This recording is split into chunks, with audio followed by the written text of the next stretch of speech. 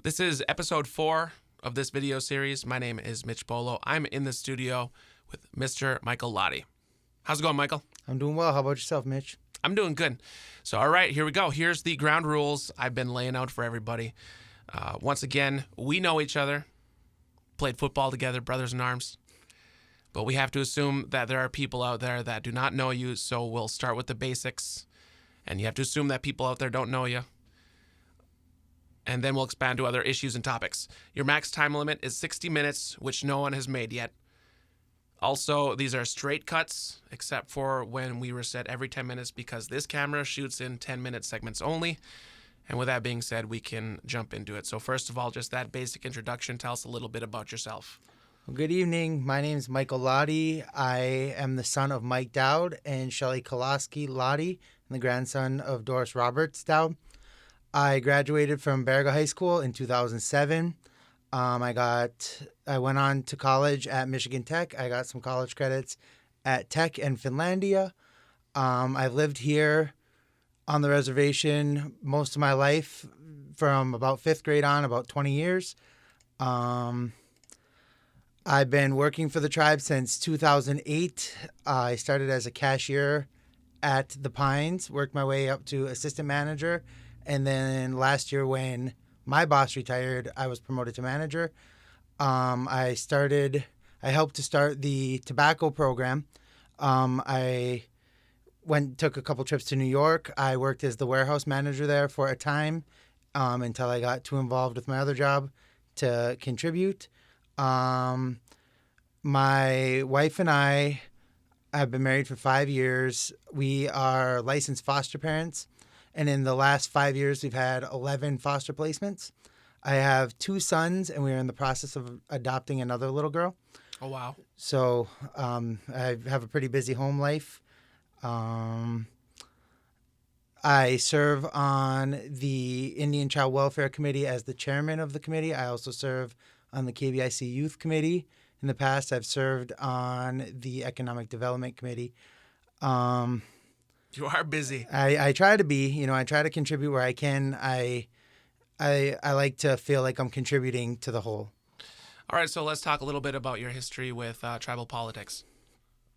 I didn't have much background growing up. My uncle Joe Dowd, who's running again this year, was on council when I was young. I thought I'm not a politician, but I'd try my hand at it to see I want to contribute. I feel like in our community, the best way to contribute and make change is to be a part of the tribal council. So 2 years ago, I ran for the first time. I was 28 years old. I made it past the primaries and lost by a pretty narrow margin. I didn't make it onto council. The next year, I ran again and didn't make it past the primaries. So I'm hoping, the third time's the charm. I plan on getting out there a little more, being more involved, meeting more people that might not know me already, just to try to get my name out there and let people know what I'm about. Well, tell us right now. Let us know a little bit of what you're about. If you walk up to a house, knock on a door, and it's someone you don't know, what's some of those bullet points of your campaign? Well, I would just let them know that my main focus is the future. We're supposed to be thinking 7 generations ahead. I like to think about the children. Like I said, we're licensed foster parents, and they're all of our kids have been members or descendants. We try to teach them the ways as much as they teach us. They bring the language home from school, and that helps us to learn more. I would like to address the overwhelming drug addiction problem. I like people to know that I'm aware that it's happening. I'm hoping that we can work toward solutions to keep more families together so there aren't as many kids going into foster care.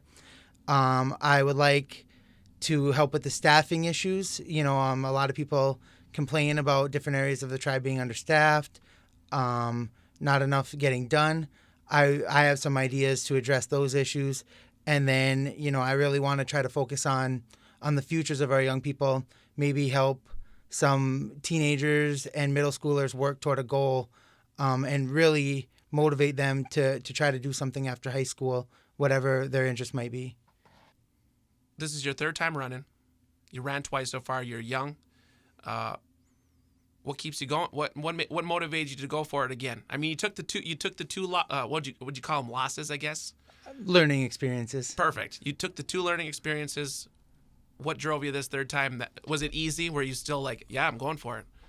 Well, I hesitated a little. I thought, some of the responses I received were, you're too young, you couldn't know, things like that. But I really think that I bring a different view, and I want people to know that I am motivated and I do want to try to make a change in our community. And I don't think age necessarily matters.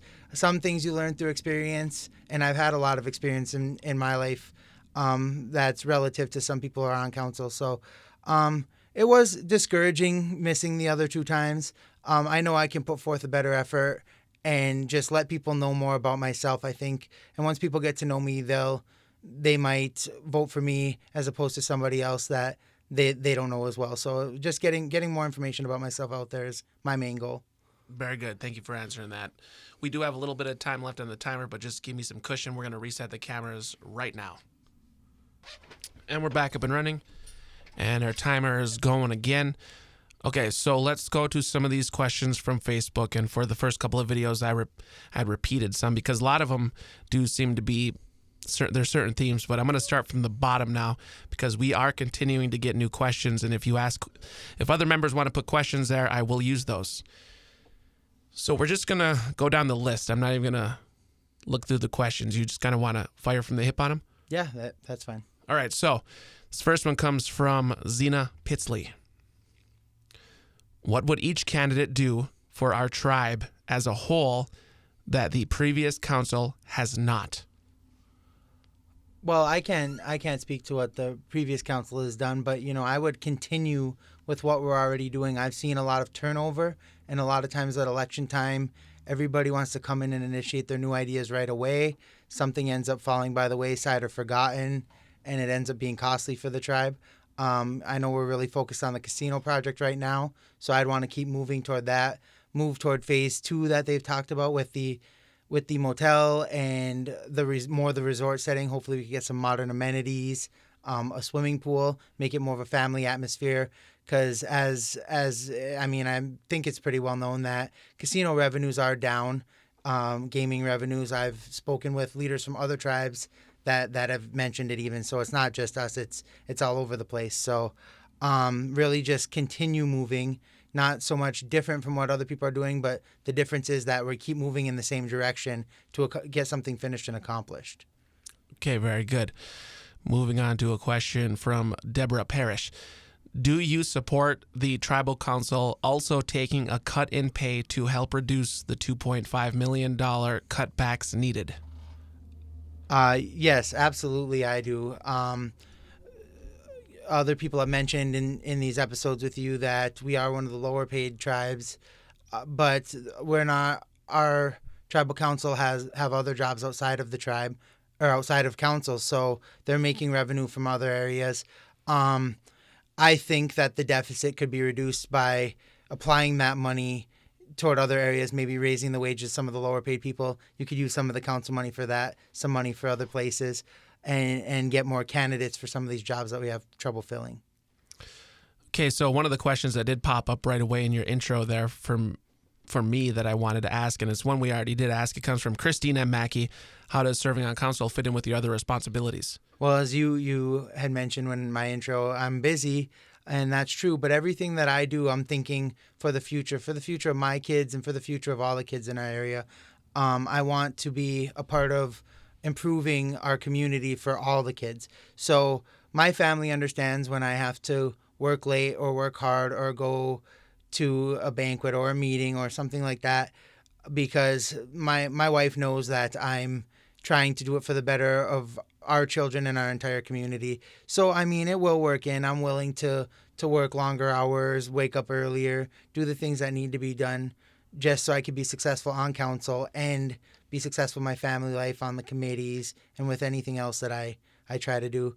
One of my flaws is that I do tend to take on a lot, but then I do find a way to manage it as well as I can. So my wife's always really supportive of me. My family, it's still great coming home every day, regardless of what time, and having my kids be excited to see me. So it'll work well with what I'm already doing. All right. This question was inspired by David Madash Sr. Do you believe that all members living within our ceded territory should be included in elections?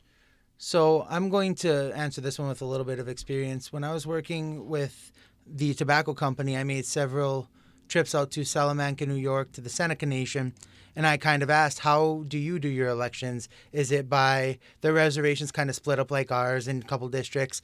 What they do is members from all over the country can vote for council, but they have to return to their reservation to do it. So they couldn't like proxy in a vote from California. They would have to physically come from California back to Baraga or Lance to vote from there. And I thought that you do like to you like to have the people in our area do it, but I do believe everybody should have a voice. If you're willing to make the trip, whether it be from Keweenaw Bay back to Baraga or from California back, to have your voice heard, I think that's a big thing. So if I do think that there's a way we can make it work, I like that still way. being democratic. Fine, you can vote.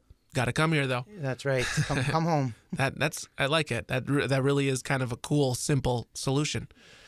Let's see. Let's go on to more of some of these questions.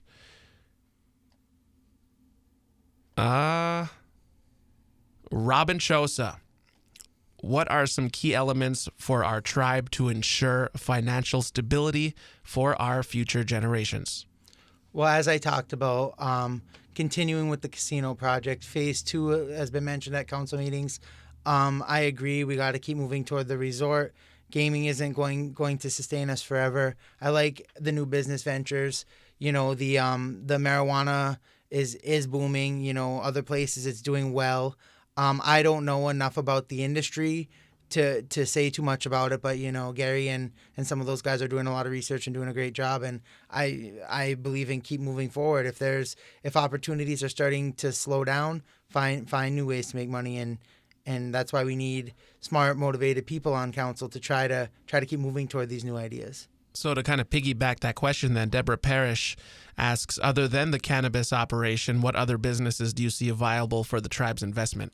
Well, I mean, we really need to utilize what we already have here. If we're talking the Baraga property, we have a picturesque lake. We have 4 seasons.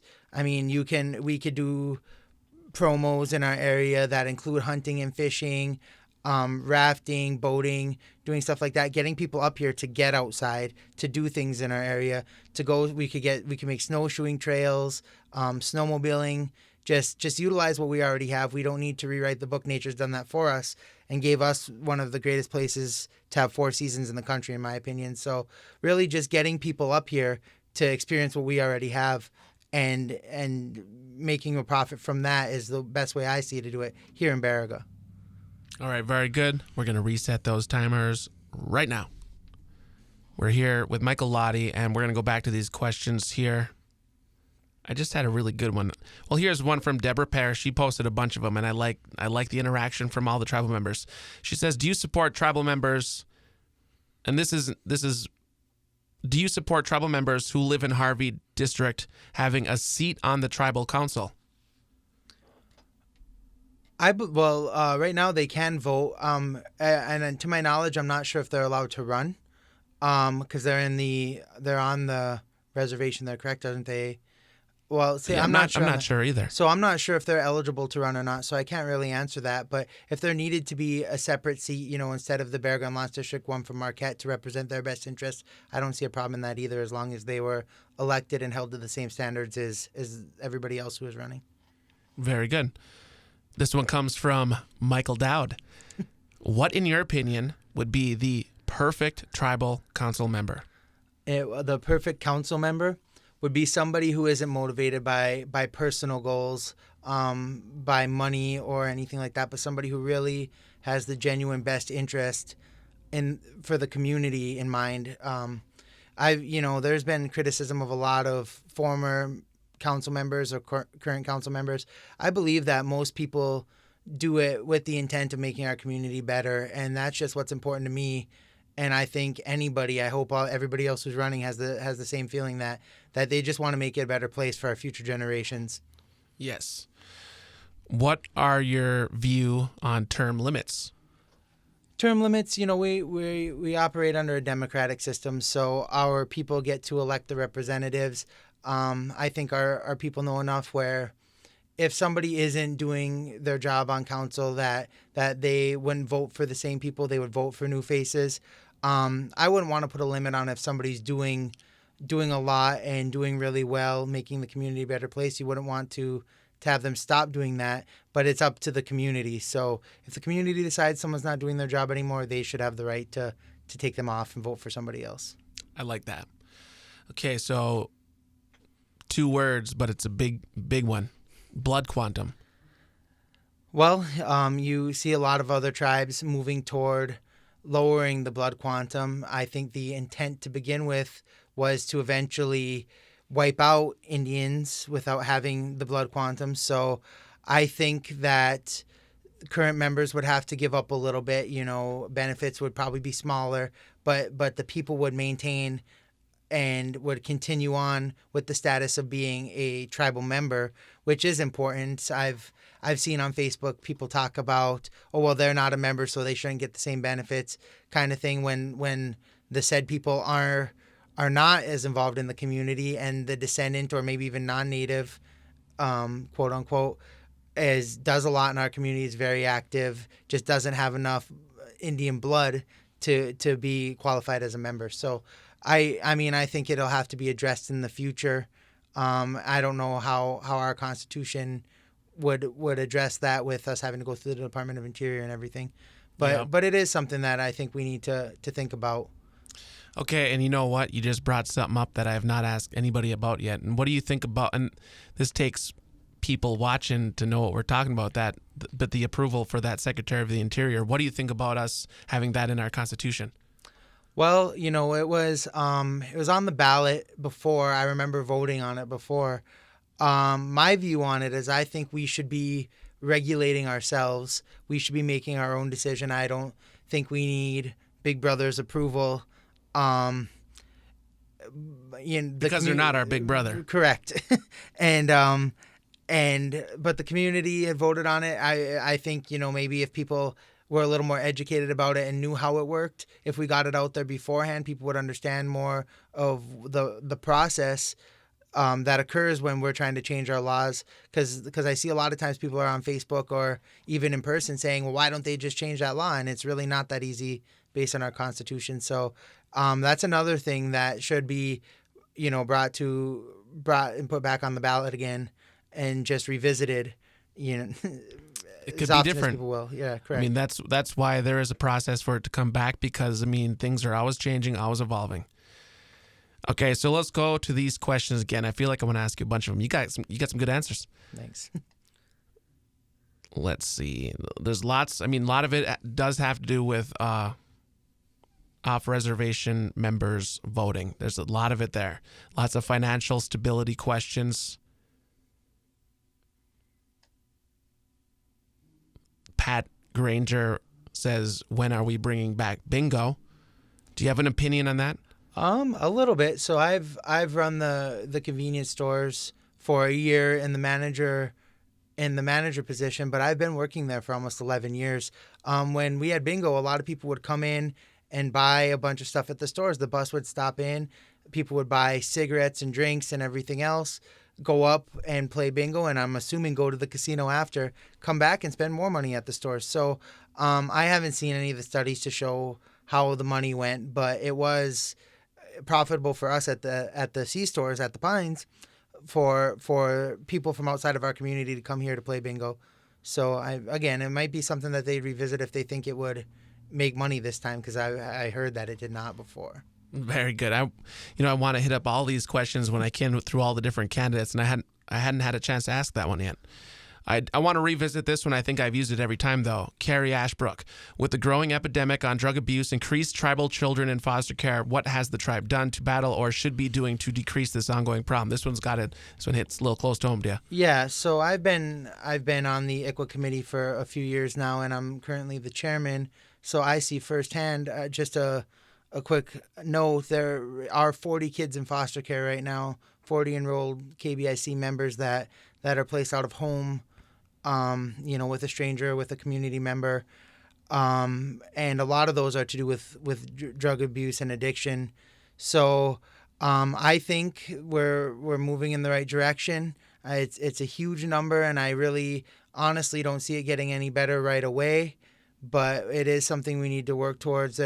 I think we need more programs for recovery, a lot of long-term treatment and parenting classes, things like that, because I've never been an addict, but I know that when addiction is a part of somebody's life, it trumps everything else, their family and everything else. So I've spoken with recovered addicts who have lost their kids, and they say, I wish I could go back. I wish I could change this.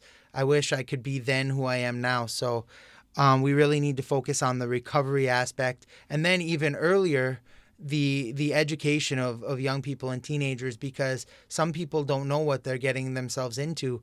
They have an addictive personality, try something they're thinking they're just having fun with, and then it becomes their life. So just more education, getting kids to know the dangers of addiction, and how it's affected our people for generations.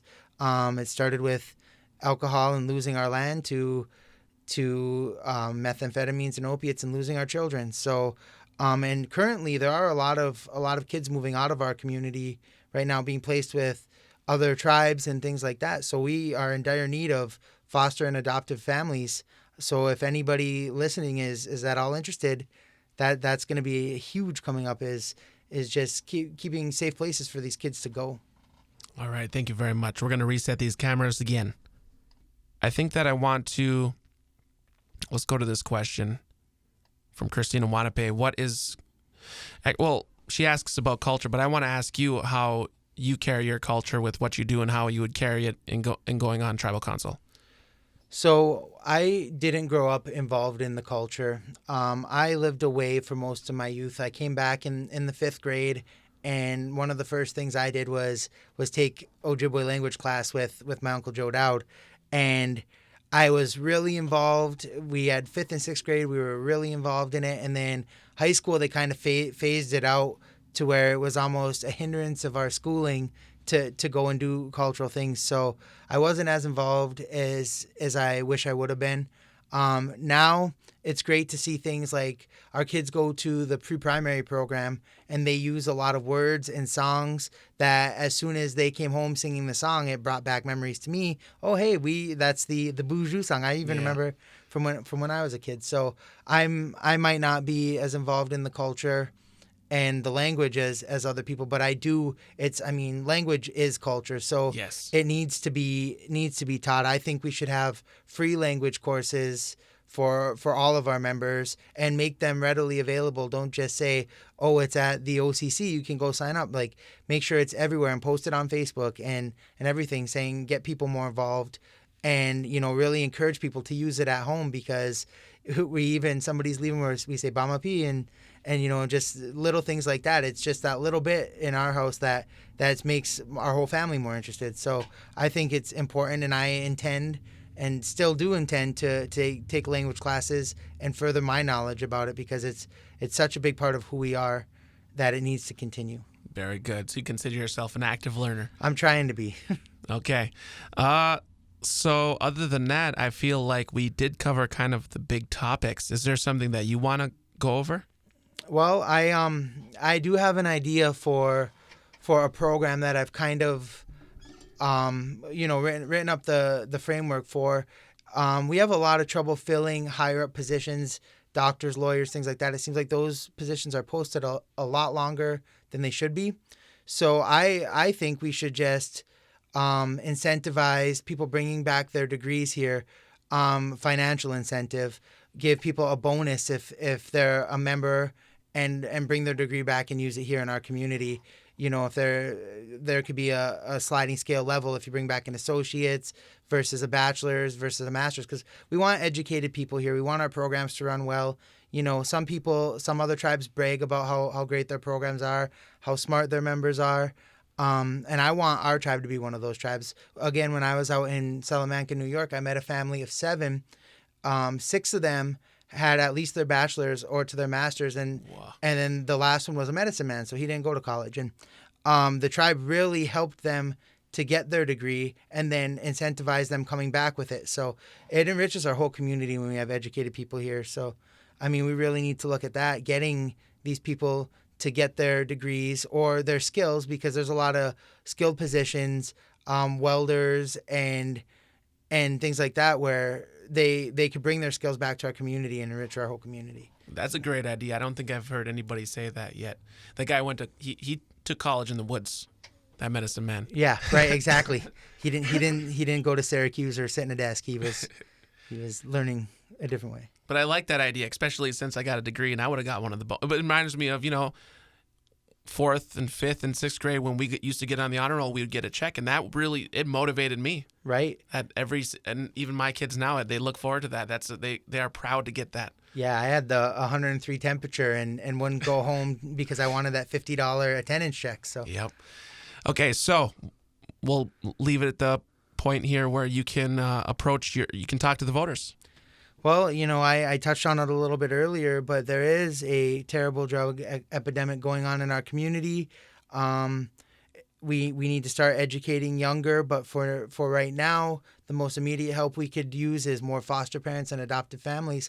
Some people don't even realize it, but people in our community do it now. If you take in a relative, you're helping the parents have time to recover, focus on bettering themselves so they can better their family unit. If you think you can do something like that, reach out to Tribal Social Services. Even just say something like, if a member of my family comes into care, I'd like to be notified so we can think about taking them in and helping our relative in need. It's huge in our community, and I don't know if everybody sees it. I try to involve myself as much as I can with it. If you have any questions about becoming a licensed foster parent and you don't want to reach out officially, you can call me, message me on Facebook, anything like that, and I'm willing to help, because our kids are our future, and if we don't focus on them, we won't have a very bright future. So I just encourage everybody to see what you can do to help kids in our community. That's so cool that you took that time to say that. Thank you for coming down. Thank you. I appreciate the opportunity.